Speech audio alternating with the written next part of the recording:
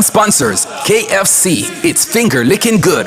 Gold sponsors Digicel, powered by you, connected by us. Urban Development Corporation, making development happen for you. Sagicor Group Jamaica, wise financial thinking for life. National Road Operating and Construction Company, developing tolled roads for national development. Barita, making money work for you. Our silver sponsor, Anybet, and or bronze sponsors, Hose Assembly and Supply Limited, equipping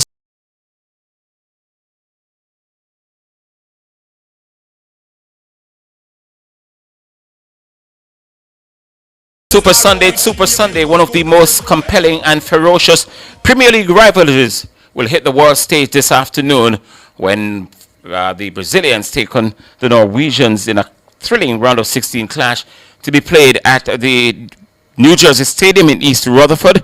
And that big clash we're talking about is the King of Brazil, Gabriel, against a scoring machine, Erling Haaland. It's Brazil against Norway in the round of 16. The action in round of 16 kicked off on Saturday with Morocco and the global favorites France advancing to the quarterfinals. The winner today, the winner of this particular game, will book a place against the winner of the England-Mexico game, that tantalizing contest a little later on in another, 5 or so hours in rarefied air Mexico City. But that's to come. What we have on the plate at the minute is the Samba Boys of Brazil against the Scandinavians, who have really had a winning record against the Brazilians. 4 times they've met. The Norwegians have won twice. The Brazilians managed to eke out a draw in the other 2, so they do have a point to prove. But I tell you, the massive subplot, Gabi against Haaland, is overshadowing this game, and there's so many other stars. It just happened that 20 other players are going to be on the field to participate in it as well. But the Gabi versus Haaland showdown, or the expected showdown, is one everyone talking about. Good afternoon and welcome to Nationwide 90 FM's live and continuous coverage of the FIFA World Cup finals. My name is Wayne Walker. With me this afternoon, Andrew Price and Valde Legister. I'm sure you've become so used to them now because they've been a part of the team since the start. And of course, they have their own names and so on. All right, let's dive into it, gentlemen. We're just 25 minutes away from kickoff, and it's Norway against Brazil. This game sell itself. In fact, in terms of the sort of subplots all around the park, this is one of the better ones. Would you agree, Andrew? Definitely. I think the key word you use there is subplots. We all know the battles that Gabriel had with Haaland throughout the English Premier League seasons, when the two of them went at it head-to-head about 3 times. And, you know, it's a battle worth going miles to see. So it's good to see them going at it again, still opposing each other, but playing for their countries. It's going to be a good matchup. Mm-hmm. And I'm not sure people need a backdrop or, context to this matchup, because it played out since 2024.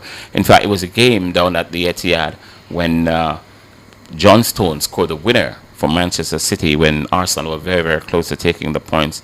And Haaland hit the ball, threw the ball in the back of Gabriel's head in the chaos that ensued after that goal. And at the final whistle, Haaland was going through the tunnel, and he said, "Be humble," yeah. And they asked Gabi about it, and he said, "We're waiting on them to come down to our ground." And when they came down to our ground, they were beaten 5-1. And in that game, Miles Lewis Kelly, the young precocious talent out of Arsenal, he scored in that 5-1 rout, and he mimicked Erling Haaland's give thanks celebration, and Haaland really took offense to that. And then it kicked off from there, and that sort of rivalry was fueled, and it continued. And this year, when Arsenal won the Premier League, Gabi, the King of Brazil, he posted on his social media a picture with the trophy saying, "Be humble, touche." He just set the thing out to the whole different level. But then I'm looking forward to it, believe me. Are you? It's going to be a very good matchup, and football needs things like these. When you set a stage like this with Erling Haaland and Gabi Magalhaes, right, you need things like this. People are looking forward to the matchup, so it's going to be the goal scoring machine against a tough defensive Brazil team, especially that in Martin, what's his name? In Gabi Magalhaes. Gabi, right. Yes. So we are looking forward to it. It's going to be a very good game. I expect both teams to come out guns blazing.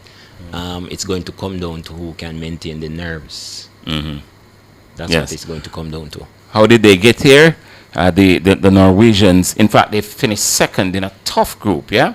The group defeat came against France, a game that many people believe the Norwegians deliberately tried to avoid because they preferred to play the Ivory Coast in the round of 32, which they actually got and got through them. The Brazilians, they got through Japan, a very tough Japan team, a Japan team that really wanted Brazil to have the football for most of the times and try to hit them on the counter. It worked for them for a long while. Eventually, the pressure from Brazil took its toll, and that's what the Brazilians got here.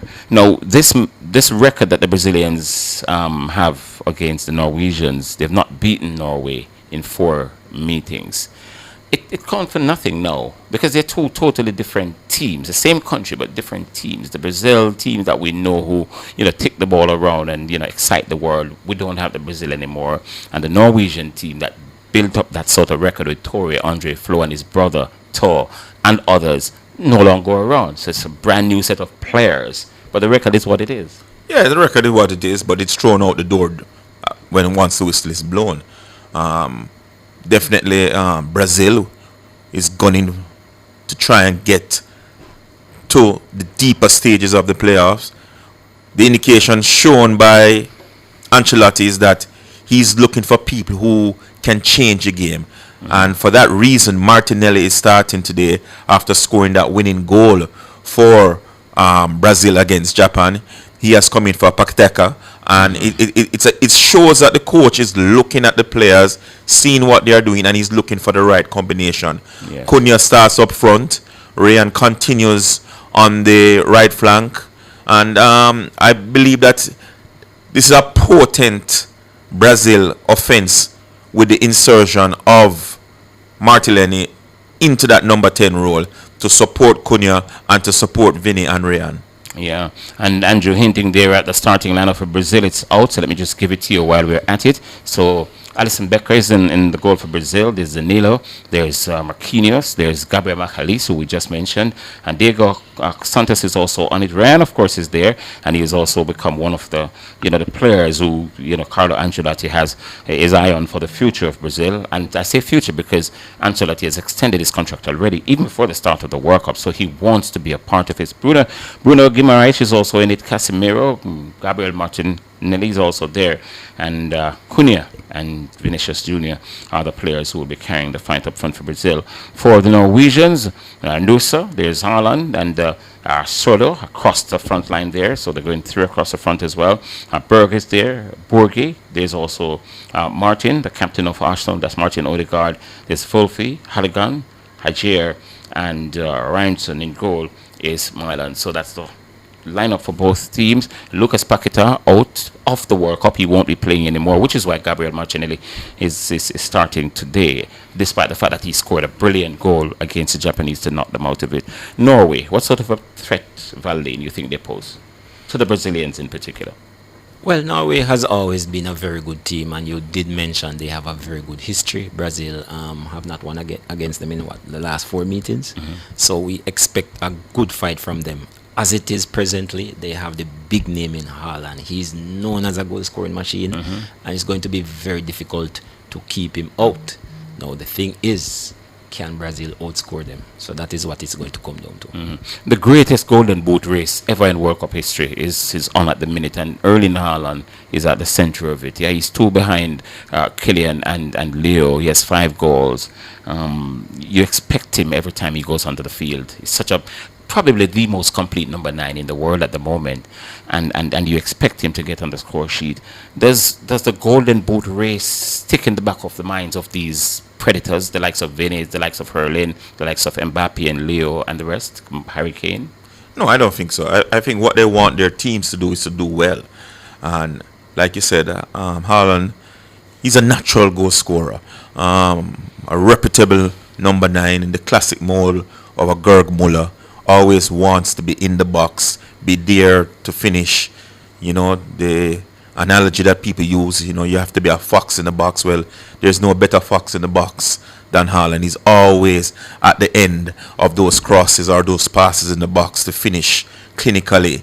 And the Brazilian defense, especially the centre-half pairing of Marquinhos and Gabriel, will have to be on their A game today and play flawless football in order not to allow Haaland to score. So it's going to be a good matchup.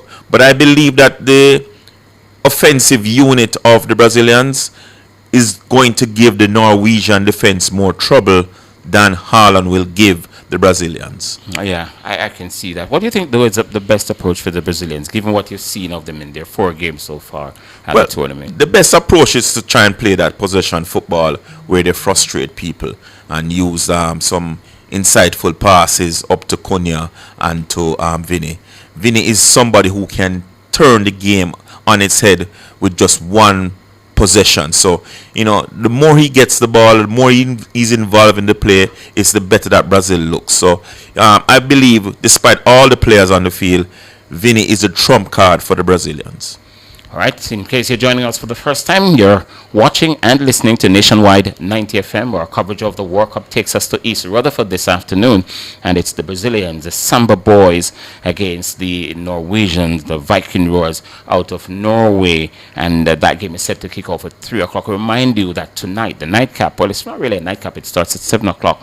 It's England against Mexico. And there's so much coming out of that game before the game, including that the English players have been given the Viagra exemption, so they can take the Viagra just to help with fatigue.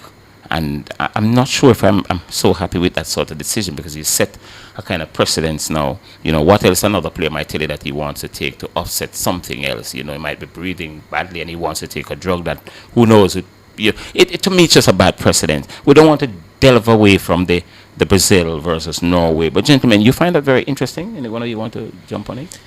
Well, for me, anything that is within the rules, I think it's accepted. Once it's within the rules, once it's within the guidelines, for me, it's not an issue.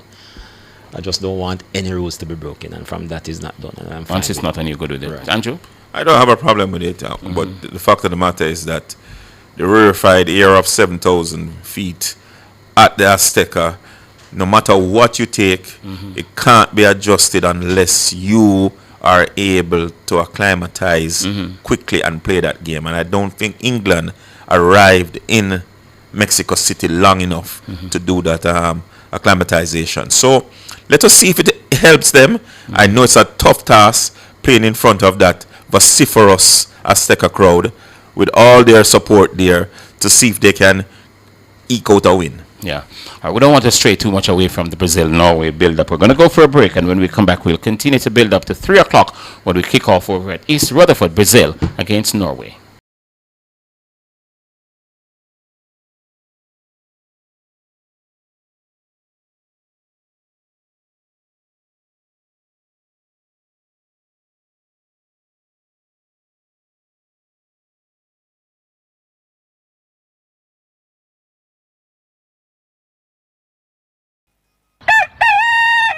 Wake up, Jamaica. It's another glorious day on Nationwide this morning.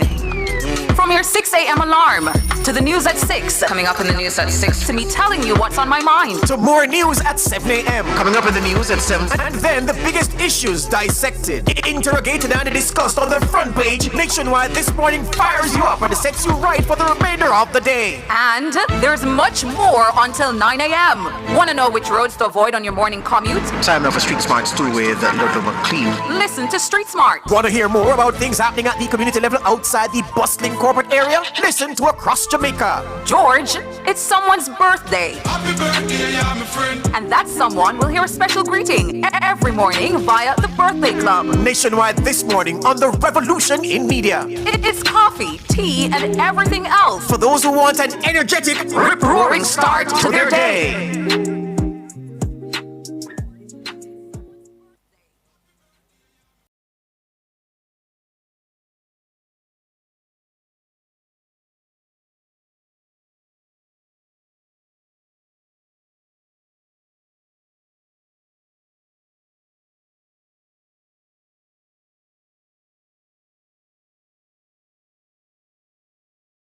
World Cup football finals. We're previewing Brazil against Norway, and Stale Solbakken is coach of the Norway team, and of course Carlo Ancelotti is coach of the Brazilian team. Let's now hear from both. And I still see, obviously, Brazil is the favorites. Like I also said that it's not.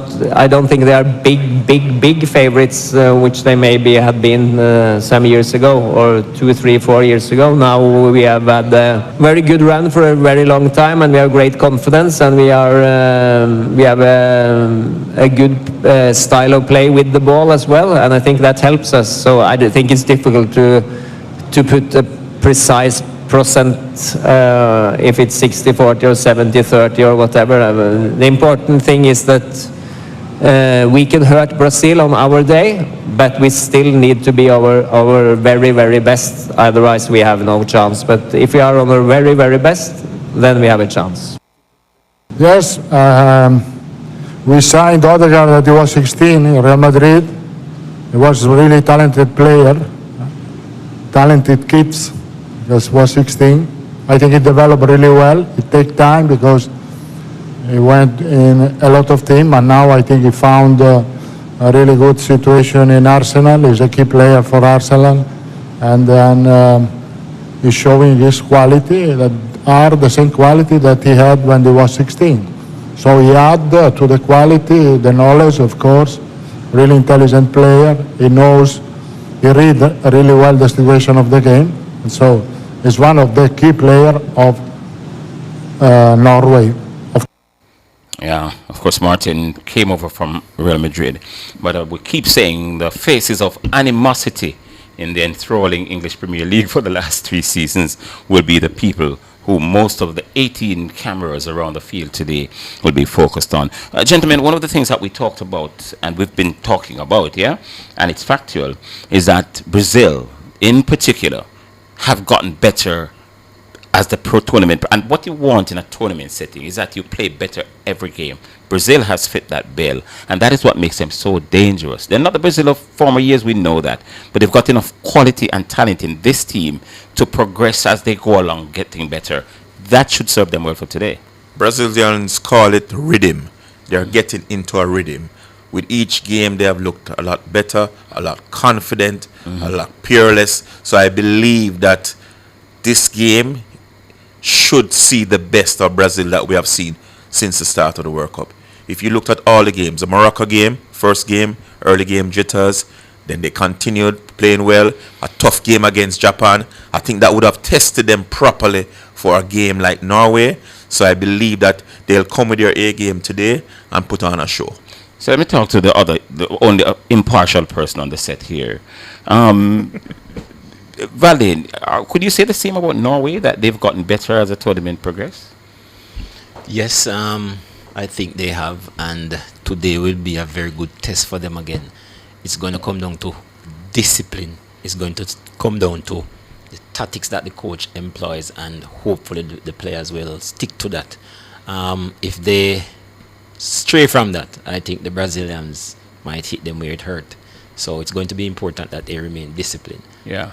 We're now having sighting of the players. They're emerging from the tunnel, heading onto the field. One more before we go. Yesterday, Andrew, over in Philadelphia at the Lincoln Field, there was an extreme heat warning in the area for about 7 or 8 hours. In fact, they were approaching the hottest day in Philadelphia, in the history of Philadelphia. And it was built up as, you know, a game that the players will have to be careful of. New Jersey is not any different. In fact, it's bordering Philadelphia, just across. How these two teams deal with the heat today is also going to be key, you think? It's a lot cooler today, though, and I think the players must be happy for that. It's about 28 degrees Celsius. 28 now? Yes, Cool. 28 degrees Celsius. So it's a lot cooler. Philadelphia was like a heat wave yesterday. So I am sure that the players in a cooler temperature will be able to express themselves some more, and they won't have to really pace themselves as players had to do yesterday. Yeah, Brazil end their campaign at the World Cup today, or Norway?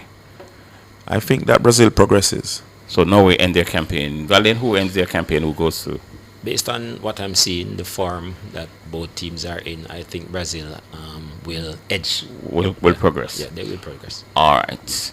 Well, I guess it's time now to throw to our commentators over there in New Jersey for this big round of 16 clash between Brazil and Norway. The prize, a quarterfinal showdown against Mexico or England, who meet later tonight. We're going to head over now to New Jersey for the start of commentary, and we'll see you at the break.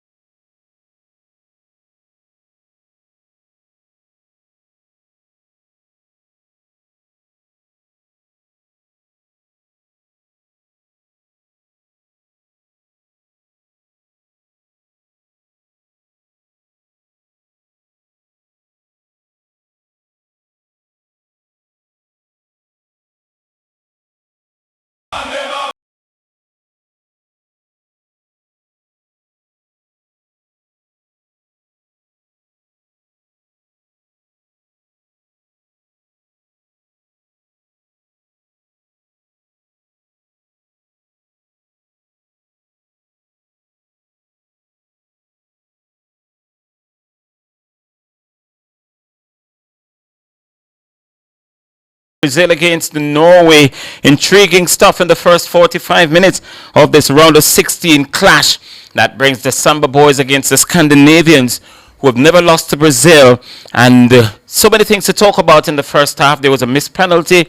Berg had the ball in the back of the net, ruled out for offside. Early Nalan, the beating Gabriel Magalhaes on the edge of the area. Martin Odegaard not taking advantage of that.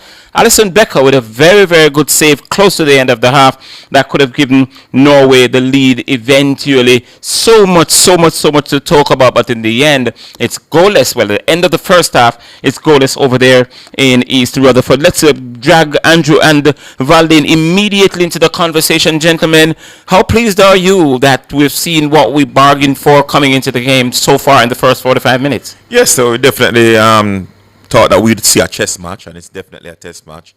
No team giving another team any quarters.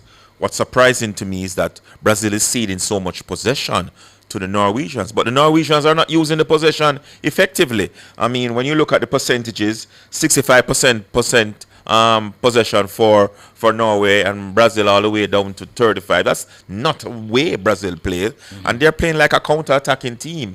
You know, they're setting up proper blocks in front of the goal, a defensive block of 4, a midfield block of 4, and defending well. And even Cunha, sometimes I see Cunha all the way deep in midfield, leaving Vinny up there alone. So Brazil are waiting for the Norwegians to make a mistake, and Norway is waiting on more service to Haaland. Haaland hasn't gotten a lot of service since the start of the game. So again, in the second half, I think both coaches will have to go back to what they have done well so far in the World Cup to this point. Your analysis, Valdin?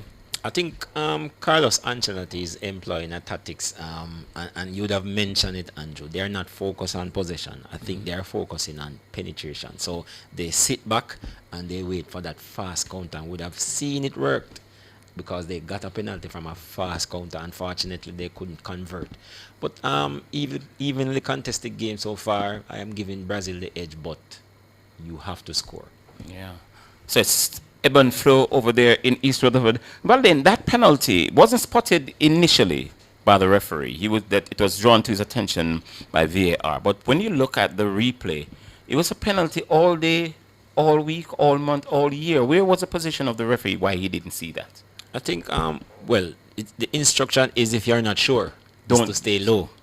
And especially the fact now that you have VAR, you can always go back to it.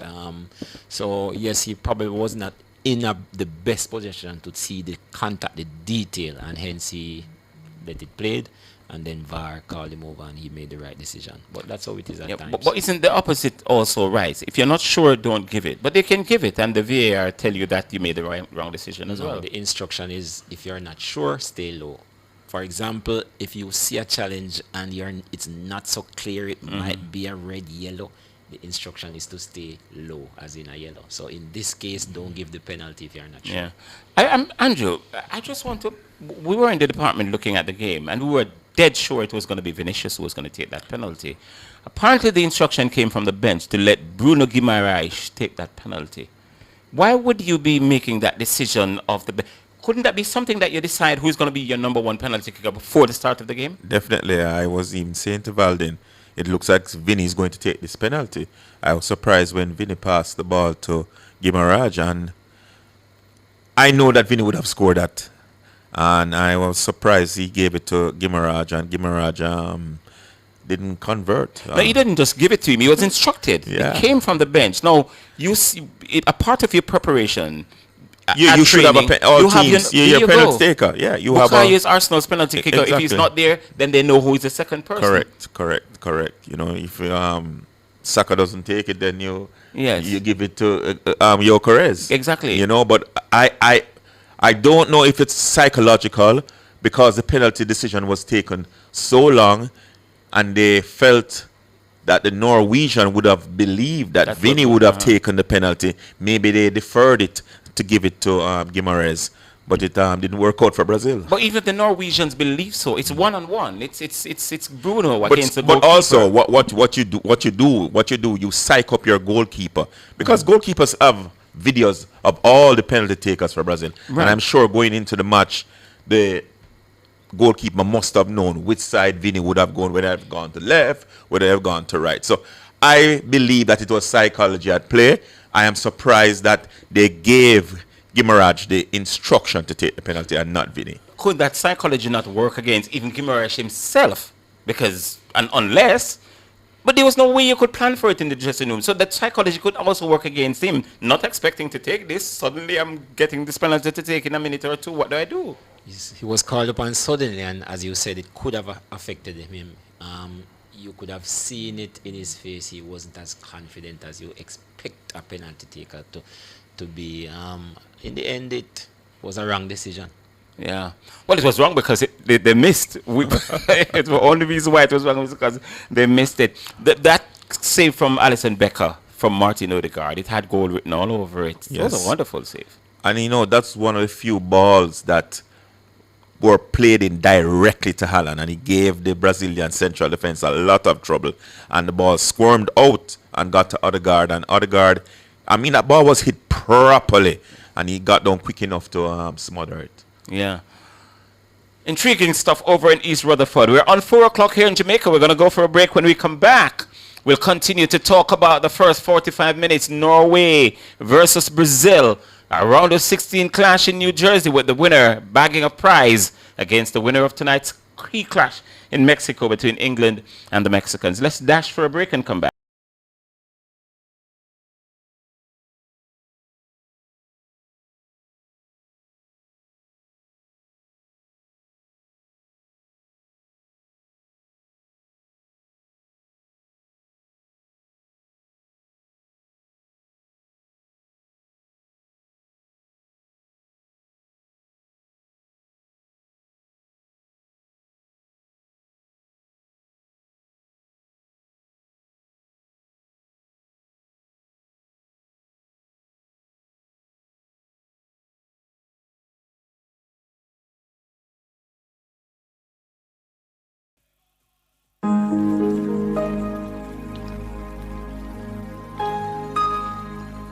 Hi there.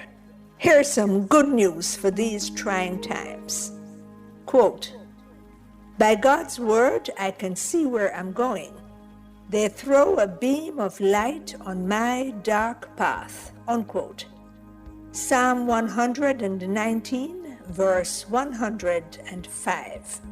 Listen for God's word weekdays at 5:45 a.m. and 12:55 p.m. through Oasis. Stop by for a refreshing drink and share a God perspective for the day. Oasis. Weekdays 5:45 a.m. and 12:55 p.m. right here on Nationwide, a revolution in media. The rebroadcast of the Oasis can be heard weekdays at 5:45 a.m. Turn up the heat with Hot Listing, Nationwide 90 FM's new on-air and online classifieds feature. If you have a car for sale, room for rent, or yard sale come up. If you look at work or need stuff. If you provide a service, make it a Hot Listing, Nationwide 90 FM's new on-air and online classified segment. Your listing plays again and again.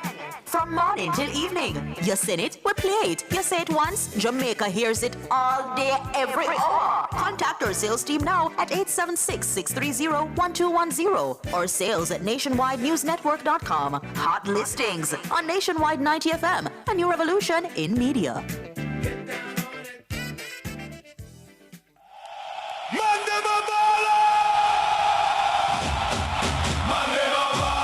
You're listening to Nationwide 90 FM's FIFA World Cup 2026 coverage. This broadcast is proudly brought to you by our FIFA World Cup sponsors, KFC, it's finger licking good, Digicel, powered by you, connected by us, Urban Development Corporation, making development happen for you, Sagicor Group Jamaica, Wise Financial Thinking for Life, National Road Operating and Construction Company, developing tolled roads for national development, Barita, making money work for you, Anybet, your best bet, Hose Assembly and Supply Limited, equipping Jamaica for success. Burger King, have it your way.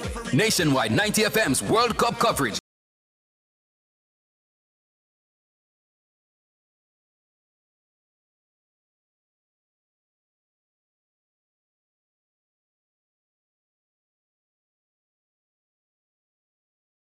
second half of this game between Brazil and Norway taking place over in East Rutherford, New Jersey. It's goalless. It's halftime at the moment. The Brazilians missed a penalty.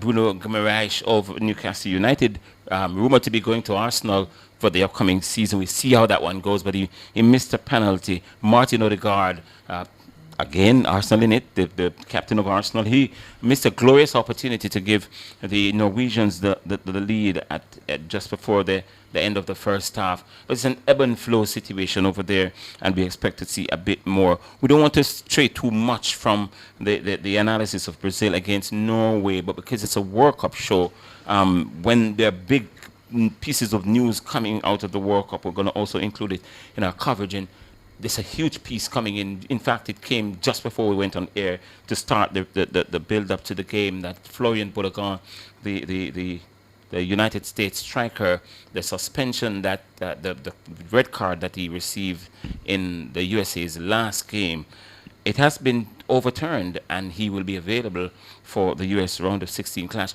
And so Florian Balogun is going to be available for the United States.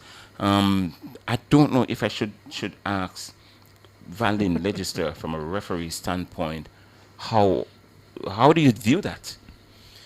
Well, the referee had nothing to do with it, so must look to the competition rules. We now have to scrutinize the competition rules to see what it says and if there's anything in the rule that could allow them to overturn it. And again, for me, once the rules allow, I am comfortable. But we'll just have to look to see if there's anything in the rules that say what they did is accepted. But in this case, would the referees commission or FIFA, or whomever in charge of the referees, say why it was overturned? No, I don't think they will comment on it again. I think they will allow those in charge of competitions to deal with this aspect of it. The referee would have done what was expected in terms of the rules, did what they were supposed to do, so it's now left up to competition to decide. All right, so if what was done is accepted or correct. Yeah. All right, so we're having sighting of the players, the Norwegians, apparently about to make a change quickly. Andrew, if you were Carlo Ancelotti, let me give you, what would you be telling this Brazil team coming back out? I would tell them to be a little bit more aggressive in midfield and see if we can transition a lot quicker up front, and basically don't cede so much possession. Get on top of the ball and start to make inroads into the Norwegian defense. And your coach Sabakin, what would you say to the Norwegian team? Well, I would say to them, continue to do what you do, remain disciplined, try to get Haaland some more into the attacking aspect of it, and let's see. All right, so we're heading back over to East Rutherford in New Jersey for the second half of this intriguing contest between Norway and Brazil. It's a round of 16 clash. That the prize for the winner, the England versus Mexico winner tonight, will be their opponent next. Well, let's see what will happen in the second half. For sure, though, we'll be back with you at the end of the game.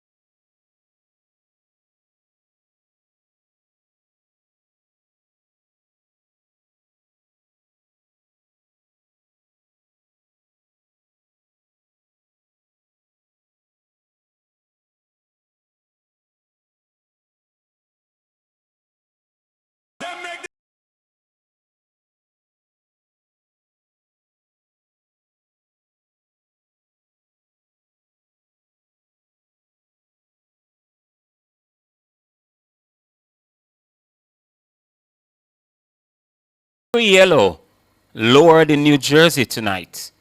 It's giving way to bright red, white, and blue from the Scandinavian country. Tears of joy, tears of dejection. In equal measure, Marquinhos has stood in one place since the end of the game for the longest while. Can't believe what just happened in New Jersey. While one man, perhaps the tallest man in the stadium, stands well above everyone else, literally and figuratively. Erling Haaland. There are no words to describe this man anymore. Let's just use pictures. He's outstanding. He's brilliant. Perhaps the greatest Norwegian player ever. Brazil beaten in the World Cup at the round of 16 by Norway by 2-1, and 2 well-taken goals from Erling Haaland, the Manchester City starman, who tonight has the last word over his Arsenal opponent. Gabriel Magalhaes. The Brazilians are heading back to Rio tomorrow with their tails between their legs. They were beaten. They got a solitary goal when Leo Ostigard landed an elbow on Casemiro, and the referee pointed to the spot. And the Brazilians are weeping like they did the night they were thrashed by Germany. Wasn't as bad tonight, but the feeling is the same. We've come to the end of the game. The Norwegians now into the quarterfinals, and they've booked a date with either England or Mexico to see if they run at the World Cup. 7 goals now for Erling Haaland.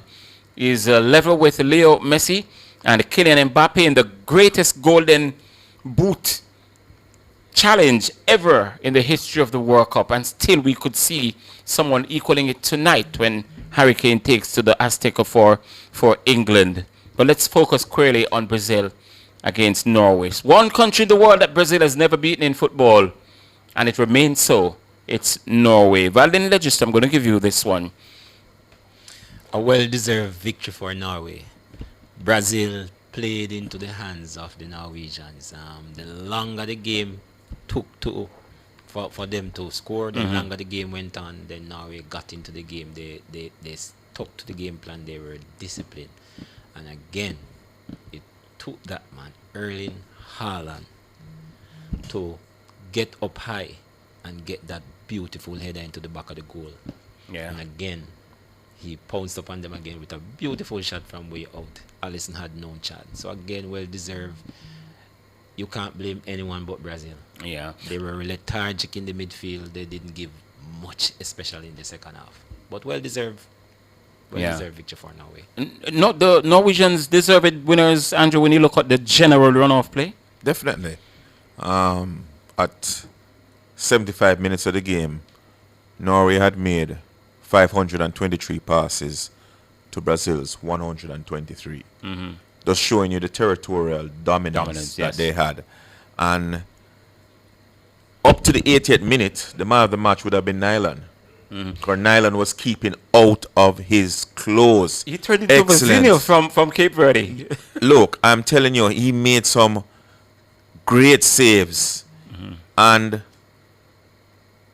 on the 79th minute, the fox in the box, as he's called, got a brilliant header. Gabriel thought he had him marked, but he got a brilliant header, and to close it out, he scored. So Haaland scored 2 goals and saved Brazil from further misery in this World Cup. Yes. It was just, as I said, there are no more words to describe this man. We don't have to use pictures, because everywhere he goes, he guarantees you goals. And can you say is anything the Brazilian defense did wrong? Or it was just a genius of Haaland? It's just a superior. I said it at halftime. Haaland is a number 9 in the mold of a Gerd Muller. He just likes scoring goals. And in the first half, he wasn't getting any service. He wasn't getting any delivery. But it just shows once a player of his caliber gets service, gets deliveries, what he can do. Yes. the Norwegians, Valdain, you say they're deserved winners, and I agree with you. And I suppose everybody who's not a Brazilian, possibly even Brazilians, and I'm sure Andrew would agree with you. Brazilians. Right. What did they get so right in this game? As I indicated on the resumption, what Norway needed to do was to get the ball, some more balls into Haaland, and they did exactly that. He did not get a lot. Yes. He got 2, and he made use of them. So again, well deserved. They deserve to be going to the next round. Tonight, he's going to sleep very comfortably, but he's going to sleep even more comfortable because he outperformed Gabriel. It's a personal thing between the two of them. You could see them on the field today. Yes, as you would have indicated, this matchup was building up from in the English Premier League, and it continues. And again, Haaland came out the winner. All right, feel free to call us. We'll take 1 or 2 of your calls for you to react to Brazil's defeat, Norway's victory, if you like. Whichever way you turn it, you're correct. You can call us at 876-630-9371. That's 876-630-9371 or 9372, 9373, 9374. And we're looking at Ari Haaland, Erling's father, having a sip of champagne and toasting his son on his brilliant performance today. There he is, a former Manchester United man, Ari Haaland. And so we wait to take your calls and see what you have to say about this game between Brazil and Norway. Carlo Ancelotti, his future is secure because he extended, well, maybe not secure because the Brazilians, it's the first time they're trying a non-Brazilian at the helm at a World Cup. Is it something that they need to now panic or question whether they did the right thing, or going outside of Brazil for the first time ever to bring a coach in? I don't think so. I mean, when you actually look at the talent that Brazil has compared to some of the teams of yesteryear, this team is chalk to cheese. They just don't have the talent. Their midfield was very anemic. Their players are very old. We didn't see people hustling. We haven't seen the Jogo Bonito. It seems that the Jogo Bonito has died with King Pelé. There's no flair from Brazil anymore. And I don't know. I don't think that Ancelotti could have chosen any better players that would have performed better at this World Cup. They're just not up in the class of a lot of the teams currently in the World Cup. That's a brutal truth. It's a truth. It's a truth.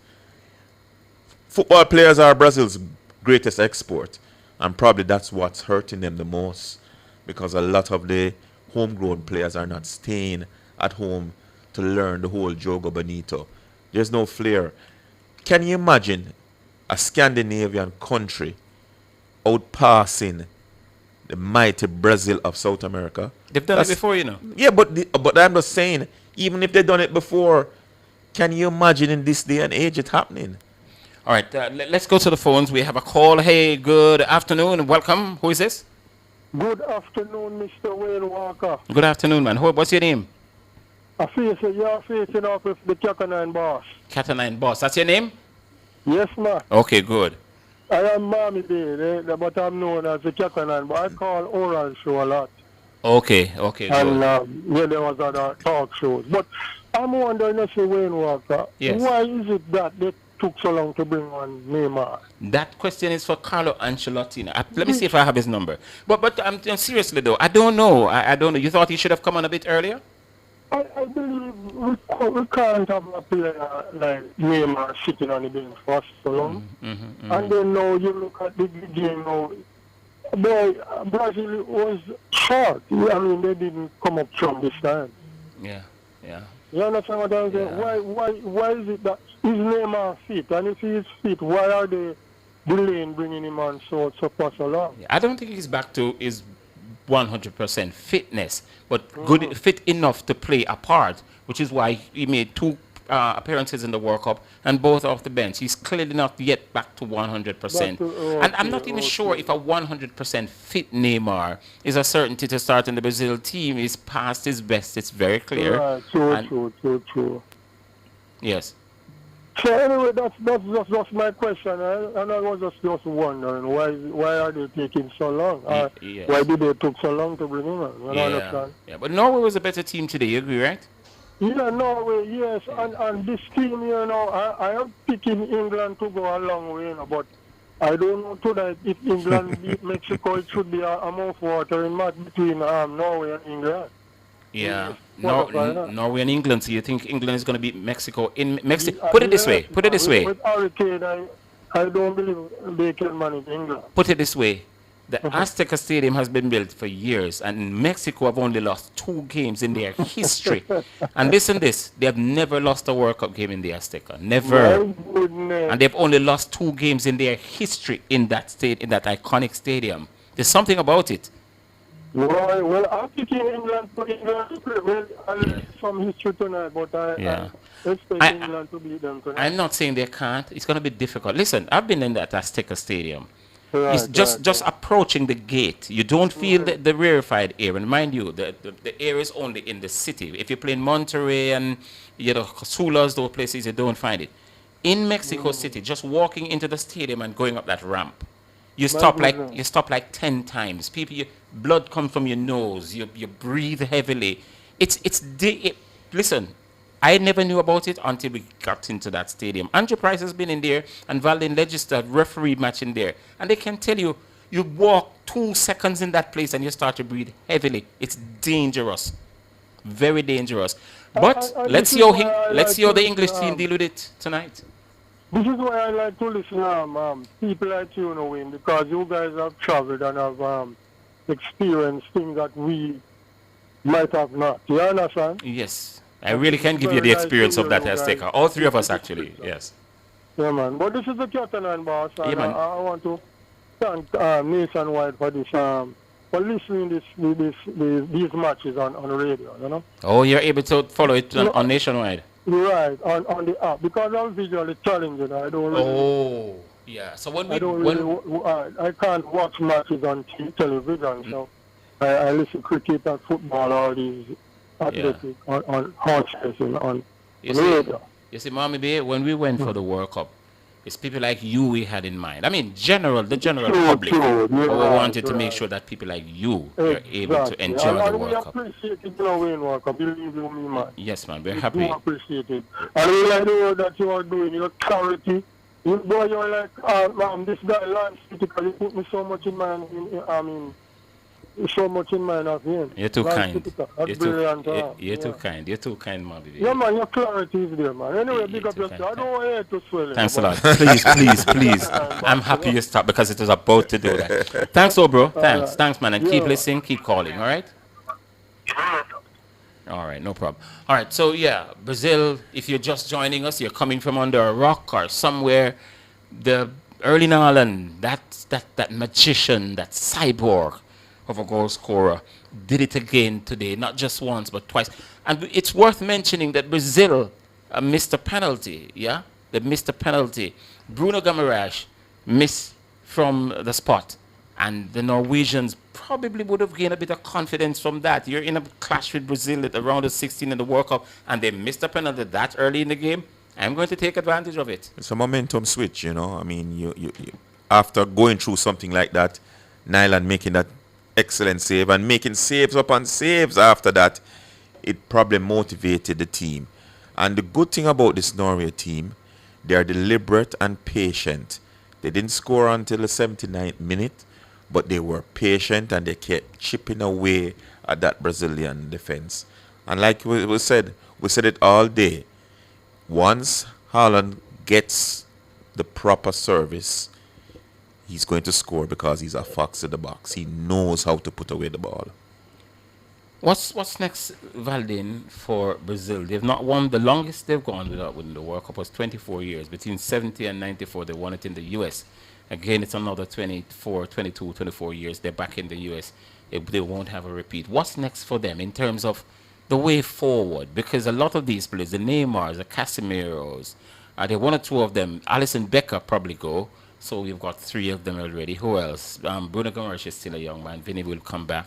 Endrick will come back.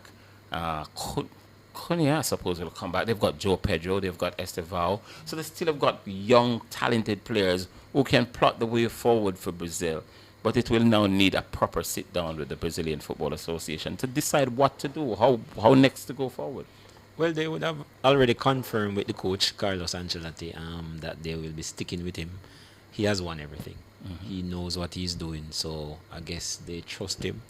And I know once he stick around and he will do the scouting, and I'm sure he will get the players that he need for the next 4 years. Andrew, I don't know.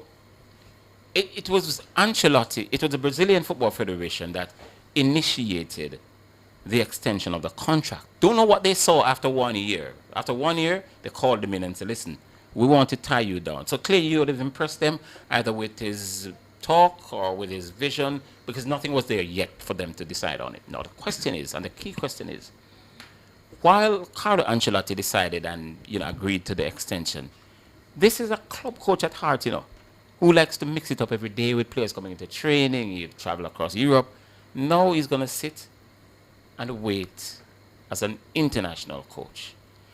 Do you feel that he might have a rethink, or he was clear in his mind when he was extending it that he's not? I think he was clear in his mind when he was extending it. And also, the Brazilian Federation were clear in their mind when he extended it. I think that they are looking to revamp the entire program, and they were possibly both aware that the short window of opportunity that he had to prepare this team for the World Cup wouldn't be enough to get a psychological and philosophical change in the direction that he and probably the Federation wants to go.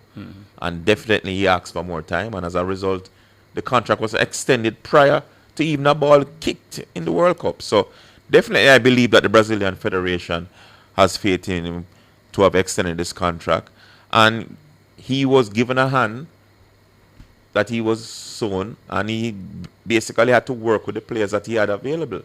Now he has to dissect the entire program, scout the entire world, because there are so many Brazilian players all over the world, and find the best.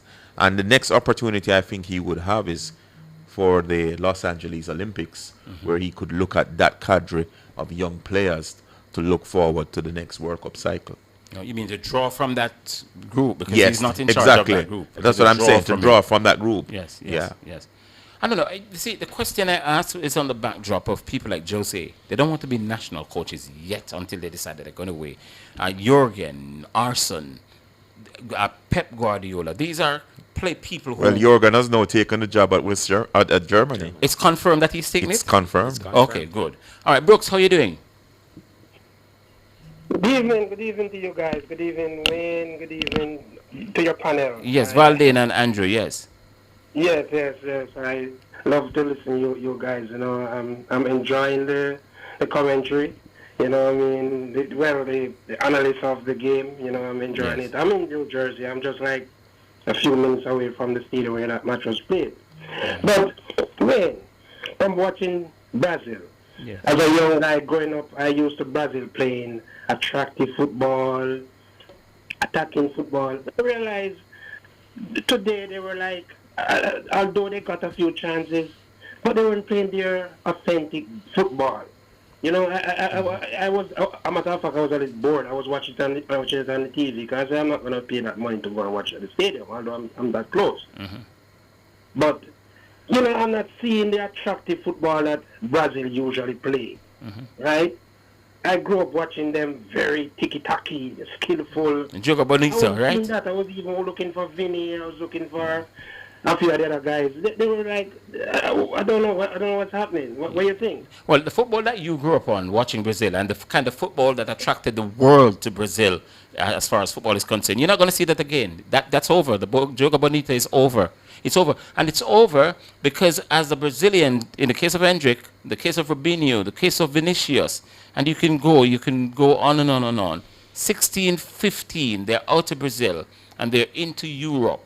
So they're steeped into the European way of doing things. On the contrary, when Pele, the likes of Zico, the likes of Careca, the likes of Müller, you name them, Josimar, Julius Cesar, you name them, those players, they stayed in Brazil for the entirety of their careers, and they go across Santos, Corinthians, Fluminense, and then they're picked from those places into the Brazil team. So the jogo bonito and the Brazilian way of playing remain with them right throughout their senior careers. And so when they blend that together at the World Cup, you got what you got. You're not going to get it this time because they're all steeped in different European philosophies and cultures.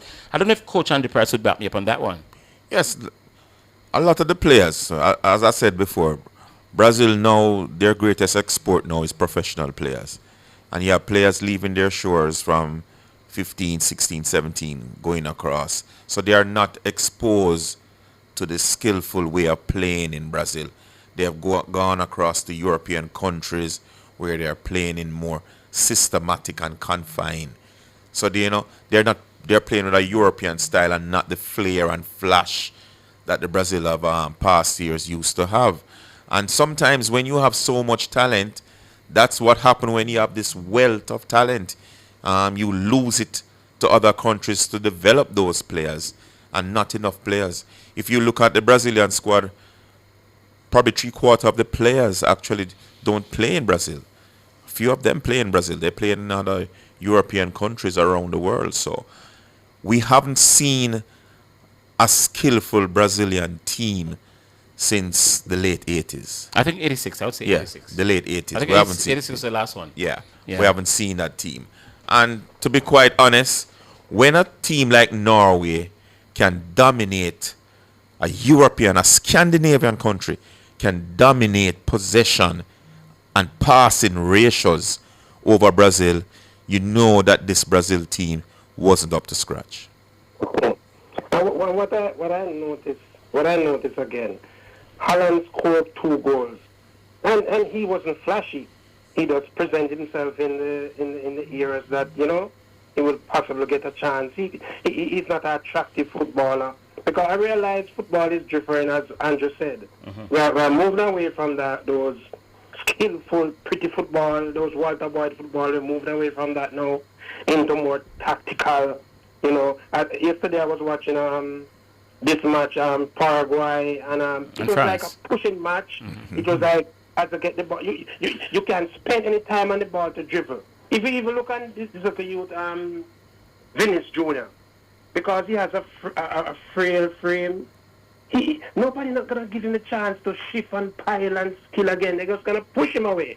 You know what I mean? Because that's what is happening now. It's a pushing match. Yeah. Well, with Paraguay last night, what they did, it was a fantastic use of the dark arts. They only way to unsettle France was to do what they did and nudge here or there. They tried to throw the French players off their game. As you heard Kylian Mbappe said in the post-match conference, he said, listen, the Paraguayans expected to see the French turn out in their tuxedos and shiny boots and nice suits. What they ran into was a French team that could also mix it up if they need to, and they did it last night. The good thing about the French was that they kept their control and kept their cool. There were times when there was time when they were teetering, but they held themselves back. But what they showed last night was that in a championship like this, you're going to have to win it some days like they did last night. And they're really, really willing to mix it up when they're ready. So what you would say, Wayne, what we normally expect as Jamaicans, flashy, attractive football, we are moving away from that now. I didn't say that. I didn't say we're moving away from it. What are you talking about, Jamaica or Brazil? But the truth I mean, like, well, I'm speaking in general now. The flashy football that we always get from various teams, right? We're moving away little by little now into more. Yeah, let Valdin weigh in on it. He wants to come in. The truth of the matter is that with the introduction of technology, football has become more systematic. Yeah, systematic. They look at the scientific part of it, and they are moving away from that flair that we are used to. If you look locally, when we used to have the Walter Boyds and the Theodore Whitmore, we don't have those players anymore. It's more data-driven. It's more data-driven, systematic. They play to a system, and they are moving away from that. There's people chucking our football now. Last night when I was watching the France Paraguay, people was like, chucking off our football. They're not giving you any chance to settle. People are like setting their bodies for you to hit up in them. Yeah. And, you know, these technical people, too much AI football. That's what they call it, dark arts, man. Paraguay came with that, and it almost worked for them. Yeah. Yeah. Where you calling from? Where you calling from, Brooks? I'm in New Jersey. Oh, you're in New Jersey now. I'm 15 minutes away from where that match was playing. So why didn't you walk down there?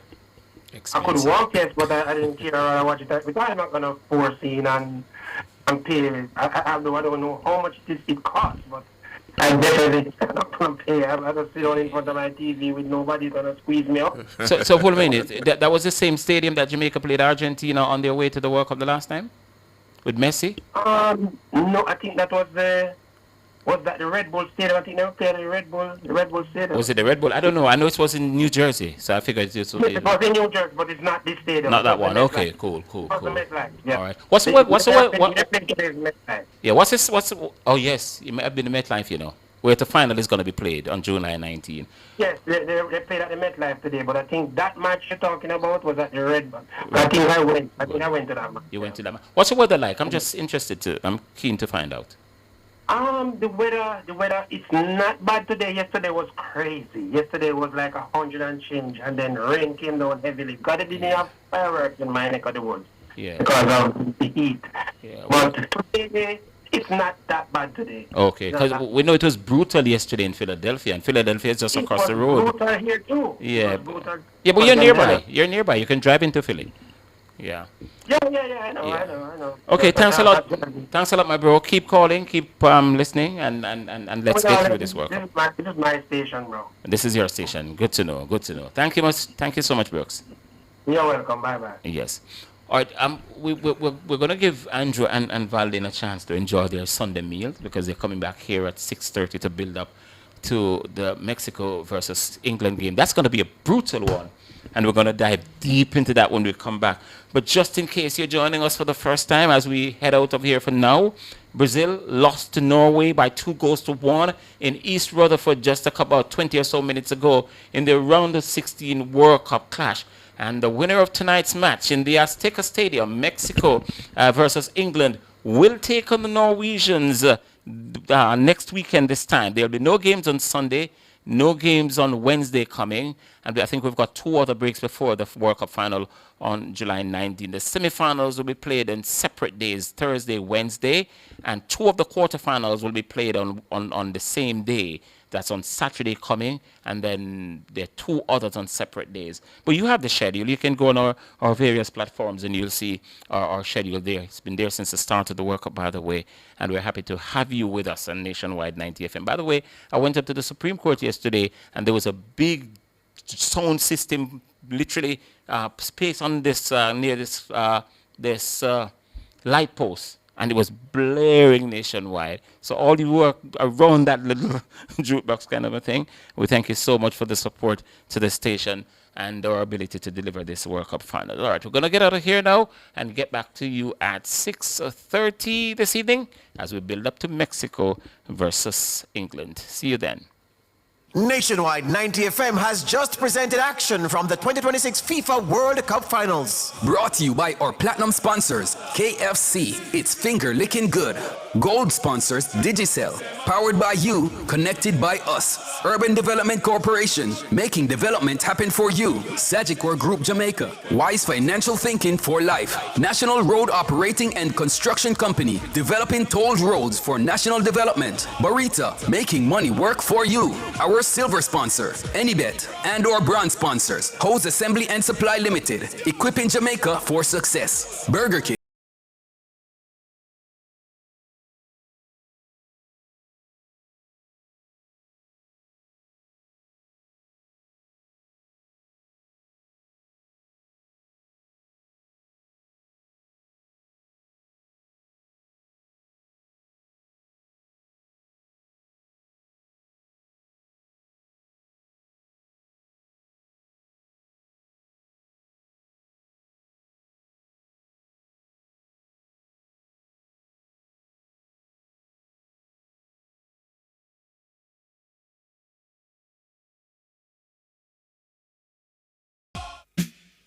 Turn up the heat with Hot Listing, Nationwide 90 FM's new on-air and online